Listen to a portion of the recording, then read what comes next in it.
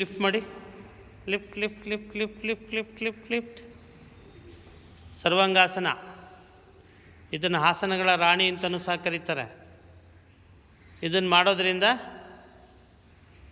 ನಿಮ್ಮ ಮುಖದಲ್ಲಿ ಗ್ಲೋನೆಸ್ ಹೆಚ್ಚುತ್ತಾ ಹೋಗುತ್ತೆ. ನಿಮ್ಮ ಬಾಡಿ ಫುಲ್ ಆ್ಯಕ್ಟಿವ್ ಆಗ್ತಾ ಹೋಗುತ್ತೆ. ನಿಮ್ಮ ಚರ್ಮದ ಕಾಂತಿ ಹೆಚ್ಚುತ್ತಾ ಹೋಗುತ್ತೆ. ಅದರಲ್ಲೂ ನಿಮ್ಮ ಮುಖದ ಕಾಂತಿ ತುಂಬ ಚೆನ್ನಾಗಿ ಕಾಣಿಸುತ್ತೆ. ಯಾಕೆಂದರೆ ಬ್ಲಡ್ ಸರ್ಕ್ಯುಲೇಷನ್ ರಿವರ್ಸ್ ಆಗಿರುತ್ತೆ. ಬೇಕಾದರೆ ಏನಾದ್ರು ಮಂಕಿ ಟ್ರಿಕ್ಸ್ ಮಾಡೋರು ಮಾಡ್ಬೋದು. ಸೈಕ್ಲಿಂಗು, ಹಿಂದಕ್ಕೆ ಮುಂದಕ್ಕೆ.